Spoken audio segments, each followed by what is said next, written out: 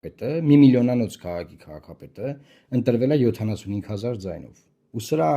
մեղավորն ու պատասխանատուն Երևան քաղաքի ընտրողն է բնականաբար, պետք չի փախնել պատասխանատվությունից։ Ինչի, որովհետև 800,000 ընտրողից ընտրություններին գնացել է 234,000 մարդ։ Երբ որ ընտրություններին գնացել է 800,000-ից 234,000-ը, փոքրամասնության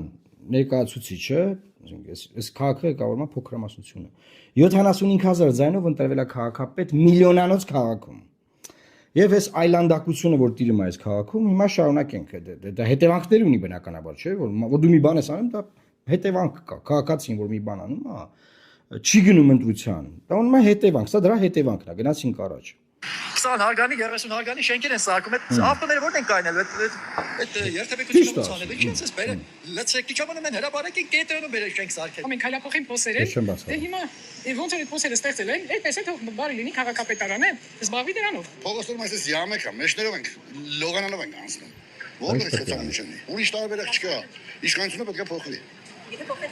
Բոլոր խնդիրները գրություն միայն այդ չէ։ Երևանյան խցանումների մասին ինչ են մտածում կառավարությունն ու քաղաքապետարանը։ Հիմա լսեք կառավարության իսկ քաղաք անսահմանա չկասես բան։ չնեմ ոնց են թարգմանում բեզրազմներ հայերը ոնց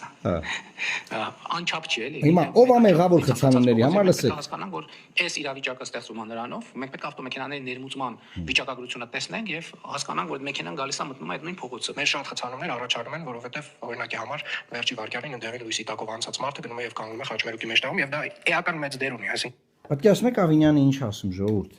Խցանումները Երևան քաղաքում առաջանում են, գիտեք ինչ պատճառը, որ վերջի պահին դեղինի տակ մեկը մտնում է ու մնում է այդ մեջտեղում։ Այդ դա է պատճառը։ Ինչի պատճառը, որ որտեղ հասցրել են, ասենք, բանը, բազմաբնակարան երկնաքերի շինթույլտվություն են տվել։ Դա չի պատճառը։ Պատճառը նա չի, որ իրանք չեն կարողանում բաները, խաչմերուկները կառավարել։ Պատկերացնեք արհեստական բանականության դարում մեր խաչմերուկները կառավարում են առավոտից պարեկները կանգնած իրանց սուլոցներով եւ էլի գնում են իրանց գործերով, հետո էլի գունի 5-ի 4:30 5-ի կոմերը գալիս են, էլի խաչմերուկներում տենց սուլոցներով կանգնած։ Այսինքն այդ մարդիկ բանը հանցագործ բռնելու գործ չունեն, հանցագործությունը կանխելու, հանցագործությունները կանխելու, նախականխելու, օպերատիվ աշխատանք տանելու, կարգ ու կանոնը բանանելու գործ չունեն, այդ եկա ռեսուրսը, այդքան մարդ դրված է Երևան քաղաքի խաչմերուկներում սուլելու համար, հա։ Արհեստական բանականությամբ չեն կարողանում այնպես անել, որ որտեղ պետք է լուսացույցը երկար պահի, որտեղ պետք չի քիչ։